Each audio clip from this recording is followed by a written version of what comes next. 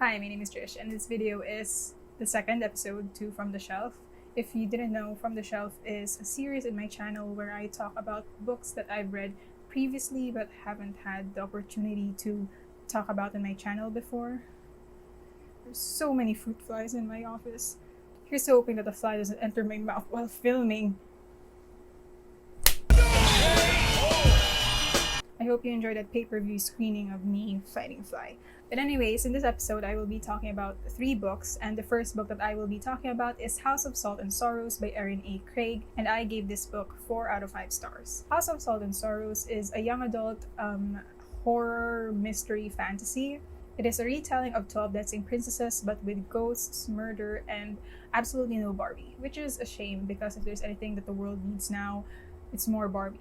So our main character is the middle child, one of 12 children, and the sisters are gaining a bad reputation in the kingdom because each of them are dying, one after the other. And as if that isn't strange enough, they're dying in chronological order from eldest to youngest. By the time the story starts, the main character is second in line to die, which is an absolute fun time for her because there's nothing more exciting than waiting for your inevitable death. Basically, the sisters are having a really shitty time because on top of their siblings dying, they also have to deal with a stepmother who's actually young enough to be one of their older sisters. It's messed up. Just as things are getting worse for the sisters, they discover a secret portal that leads to another world where they can dance and party to their heart's delight, and they can just enjoy themselves. And this secret world becomes a reprieve from all the death and the trouble that's happening in the real world. But as time passes by, some strange occurrences happen to our main character that warn her that this other world might not be as innocent as it seems, and that it may be connected to why the sisters are dying one after the other. I read House of Salt and Sorrow back in October of 2019, and I remember really enjoying it, although it wasn't an exceptional read for me. I will say, however, that this book had one of the most interesting executions of an unreliable narrator that I've ever read, but more on that later. Let's start with the characters. So the first character that I will be talking about is our main character. Like the book, she wasn't an exceptional character, but she was admirable. She was easy to like and to root for. The next character is the love interest, and he was absolutely boring. The only thing that made this character interesting to me is the fact that I wasn't sure if I could trust him. But then again, I could also say that about all the other characters, so he's not special. The third character that I will be talking about is the other love interest because, yes, unfortunately, the first half of this book does contain a half-baked love triangle. The other love interest was forgettable, which was fortunate for both him and I because by the second part of the book, he completely vanishes and I wasn't bothered by it at all.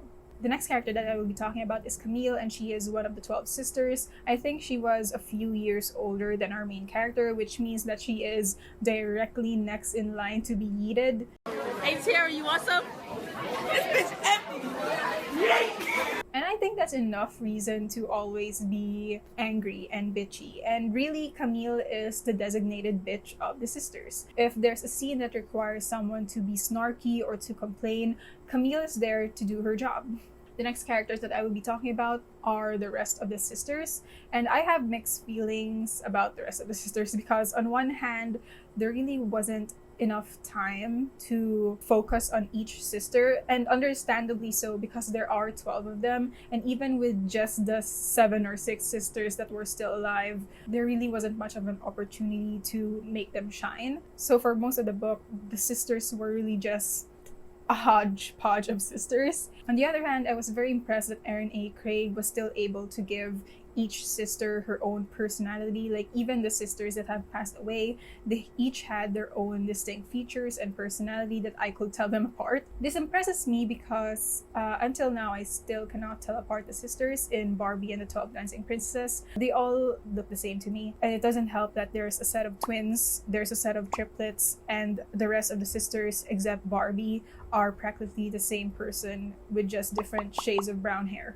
And lastly, I will be talking about the king and the stepmother. I have mixed feelings about the stepmother as well because a part of me does feel a bit sorry for her because she's this young, naive woman who just wants to start a family with this older guy that she fell in love with. But also a part of me does understand why the sisters are being bitchy towards her, because most of the time the things that the stepmother says and does just really gets on my nerves, and I'm not even in the story. And for the king, every time I think about the king, the main thing that I think about is, how did it get to the point where you have 12 children? You'd think by the fifth child, the king would have learned to pull out. Like, you cannot convince me that his late wife, the former queen, sat down and said, I want to have 12 children. I want to carry a child in my womb for 9 months and push them out of my vagina for the next 12 years. You cannot convince me. You cannot convince me. That is it for the characters, and now I will be talking about the story and the plot. Earlier, I mentioned that this book had one of the most interesting executions of an unreliable narrator that I've ever read, and let me explain. So from the start of the story, Erin Craig sets the tone of the book. It's scary, it's suspenseful, there's a mystery, and I, along with the main character, basically didn't know who to trust. But that was the atmosphere for the whole book. It was me and the main character not knowing who to trust among the other characters. But by the climax, which is near the end of the book, this really ingenious twist happens that shifts my distrust of the other characters and aims it towards the main character. And this twist was so well done that I not only started doubting the main character, but I also started doubting myself. Like, I had to go back through many chapters just to reread specific scenes to reassure myself that I did read those scenes and I wasn't going in this downward spiral along with the main character. And on top of that twist, there was also another twist that just blows things out of proportion, but in the best way possible. And what I really liked about this twist was that it wasn't ridiculous, it wasn't out of place for the story. What I really liked about the twist that Erin A. Craig made by the climax was that it was very believable for me. Like, when I read these twists, I could believe that they were consequences or roots to everything that had happened before. However, I say it wasn't an exceptional read for me because despite having a really well-paced plot and creative twists to the story, there really wasn't anything else that stood out for me. The characters, as interesting as they were still pretty two-dimensional, and the lore itself, the magic system, the history and the background behind the other world and the portals, they really weren't delved into as much. And I guess a part of me understands why, because the lore isn't really the focus of the story, it's the sisters. But then again, the sisters weren't really that exceptional as well. So I guess if either the lore or the sisters were more fleshed out, then I guess I would have liked this book better. But despite all that, I still really like this book. I really enjoyed it and I highly recommend it. Next, I will be talking about Nailbiter Volumes 1 to 6. This was written by Joshua Williamson and illustrated by Mike Henderson. I gave this comic book series an average rating of 3.7 out of 5 stars. So every town or city is famous for something, and the town of Buckaroo is famous for its main export: serial killers. Yes, serial killers. So 16 of the worst serial killers in US history were born and raised in Buckaroo, Oregon. Disclaimer, this is a fictional town. We follow our main character Finch, who goes to Buckaroo to find out what happened to his friend Carol, who was investigating the mystery behind all 16 serial killers and how they're connected to the town before he disappeared. Finch teams up with local Sheriff Crane, and together they continue what Carol started. They start their own investigation on the town of Buckaroo. Like, why this town? What is going on in this town that makes it a breeding ground for serial killers? And aiding them in their investigation is Edward Warren, aka the Nailbiter, one of the worst and most notorious of the Buckaroo Butchers. But with every small town mystery, there's always someone who wants to keep secrets a secret. And so very quickly, shit hits the fan, people start dying, and Finch is having a really hard time figuring out who to trust in a town that practically manufactures serial killers, and where a new serial killer is clearly working really hard for that job experience. Now let's talk about the characters, and I'll start with Finch, our main character. Finch is a former army information extraction officer. Basically, his job is to gather information from people through means of interrogation and or torture. Things aren't going well for him career-wise because of his bad temper. And if there's anything you don't need while interrogating people, it's a bad temper. I really like Finch as a main character. In fact, I think Finch is the perfect main character to have for this comic series because he has all the qualities to survive the series. You know, he's smart, he knows how to fight, and sometimes a bad temper can help, especially when you're up against, you know, serial killers. In conclusion, if I were in a slasher movie, I would really love to be stuck with Finch, because if I were with Finch, my survival rate would be really, really high. The next character that I will be talking about is Officer or Sheriff Crane. I can't remember if she was a sheriff, but I'm pretty sure she was an officer. Officer Crane is a complete badass. She doesn't take shit from anyone. She doesn't take shit from anyone. And she doesn't take shit from anyone. She is another character who I am very confident will survive in a slasher film. She has a good head on her shoulders. She's quick on her feet. And I think she balances Finch out, because while Finch gets angry easily, she still gets angry, but you know, she's more finesse with her anger. But yeah, I would also love to be teamed up with Crane in a slasher film. Imagine me, Crane, and Finch together in a slasher film. Not only will the three of us survive, but we'd also probably catch the killer, like the Scooby-Doo gang or something. Of course, if this ever does happen, Finch and Crane will be doing all the work. I'll probably just be running and screaming. The next character I will be talking about is Edward Warren, the nail-biter himself.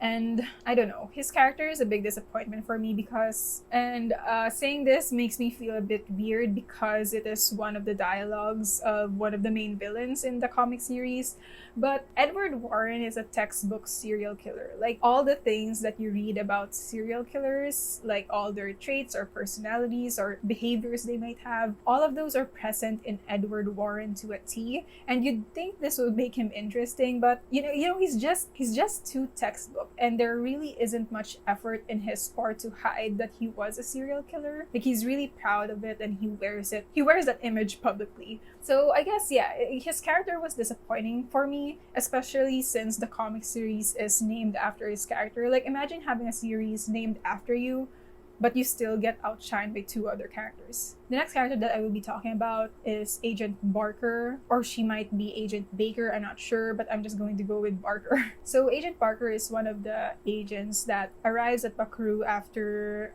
chaos erupts in the town. Like Crane, she is smart, she is tough, but she has more complexity in her character. And what I really liked was the idea of, are killers born or made, is well explored in her character. Like, throughout the series, my emotions towards her just range from disgust to shock to me supporting her, just wanting to root for her and wanting her to get over whatever darkness is slowly consuming her. She was a really interesting character. And to be honest, I think the impact that Edward Warren's character should have had was carried over to Agent Barker's character. And from beginning to end, she was just a really interesting character to follow. And last but not the least, I will be talking about Alice. Alice is this angsty teenager who everyone thinks will be the new serial killer. And at first, I thought the premise for her character was really interesting, but by the next volume and the next volume and the next volume, there really wasn't much development to her character. In fact, like Warren, she was very textbook emo teenager. To be completely mean, Alice's character sounds like how an adult would imagine a teenager would act or speak, which made it very, I don't know, unconvincing, awkward even. How do you do, fellow kids? What? So I was a bit disappointed with her character as well, because there was potential to further her character and the story connected to her, but I don't think that was fully tapped into. And now for the story and the plot. Neil Rider has 6 volumes, and each volume is pretty fast-paced. I think I read the whole series in a span of a few days. And I think that's one of the series' strongest points because there really isn't any time to rest with this series. No, in my head, I was thinking that after one volume, I just take a break and pick it up tomorrow. But no, that is not possible because this series just has a way of gripping you. It doesn't necessarily leave you with a cliffhanger. It just leaves you really, really curious. And for the first 4 volumes, I thought the story was really strong, the plot was really strong. However, I have to admit that the last 2 volumes sort of became disappointing to me. I don't know. I guess the comic series itself could not live up to its own hype because the first volumes were really just building up to what was the mystery behind Buckaroo, and when that was finally revealed, I don't know, it just didn't live up to the build up. And the concept was interesting, and I'm not really sure if the problem was with the execution because the last volume especially was a bit messy. It did feel like we went from a steady marathon to a full-on sprint. But despite all that, I really think that Nailbiter is a very strong series, and if you like gore, if you like mystery, if you like slasher films, I highly recommend this series. And finally, the last book that I will be talking about is Alex Approximately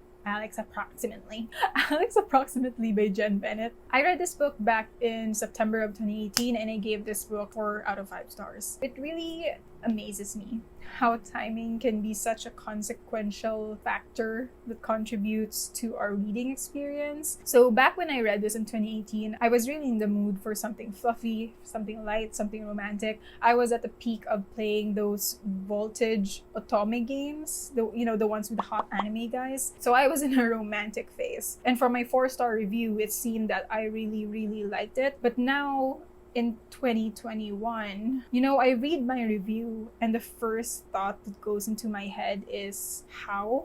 And I know that sounds mean, but I guess my dilemma right now is, should I talk about this book with the mindset that I had back in 2018, or should I talk about it with my mindset right now? Because my mindset right now is just wondering how I like this book. Because when I think about it now, honestly, I really don't think it's a good book. Oh my god, I'm really being mean. So Alex Approximately follows our main character, Mink, who is she's this vintage film aficionado, and she has an online friend named Alex, and they get along really well, they vibe well, and I'm not sure, but I think at the beginning of the book, Alex and Mink have a sort of mutual interest towards each other. But something happens and she goes to California to stay with her dad, I think. I don't know, I might be mixing it with Twilight. But she goes to California and she meets this guy, Porter, who is a complete jerk. No, they don't have the best first impressions of each other, but as time passes, they start slowly liking each other, which is a bit of a problem for Mink because she also likes Alex. But then strange things happen that make her think or suspect that Porter and Alex might be the same person, might not. And if they're not the same person, does she just let go of Alex to be with Porter? Problems. Anyway, that's the best synopsis that I can give you. If I continue, I will sound very, very bitchy, and I really don't want to. Or maybe I do. We'll see. It depends on the mood. Anyway, let's start with the characters. Mink. I'm in danger. In my review, I mentioned that I really like Mink because she was the cliche, not like other girls character, but at the same time, she was substantial. Like, she was pushed as this vintage film girl. She had this Blair Waldorf. She had this Blair Waldorf-esque vibe, and she really carried it well. So I guess those are plus points for her. But looking back at it now, I guess the not like other girls characteristic was stronger than I thought it first was. So I'm not really sure if I still do like Mink. There were times when I thought she was pretentious with her vintage film knowledge. But I can't blame someone who shows off their skills and knowledge. I like a character who knows that they're good at something and shows it off. But I guess there's also a difference between someone who sounds like they're showing off and just someone who just sounds like they're a know-it-all. No, I'm being bitchy. The next character is Porter, and I don't know.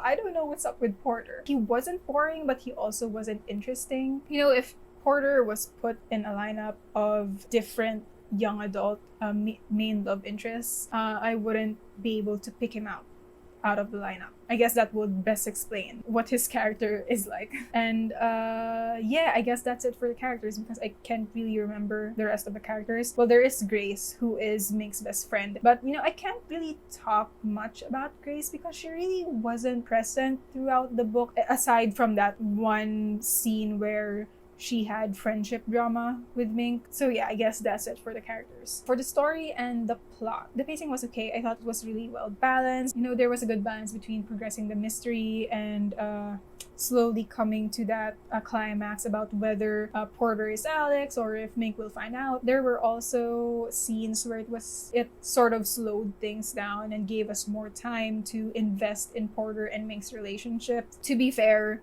the fluffy scenes really were fluffy. I thought they were sweet. I thought they were sweet. I'm out of words. I don't know what words are anymore. The poison for Cusco. The poison chosen specially to kill Cusco. Cusco's poison.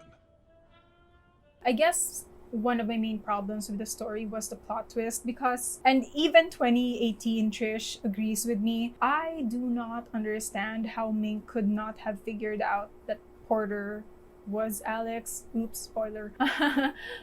But yeah, Alex is Porter, Porter is Alex, and Mink found out about it by the end of the book. A part of me does understand that there are 7 billion people in the world, so Mink might have thought that it was very unlikely that her online soulmate would also be the jerk she meets in California. But also there were a lot of signs that pointed to Porter being Alex when she arrived at California. So yeah, I guess it's a matter of, is this a stupid plot twist or was Mink just a stupid character?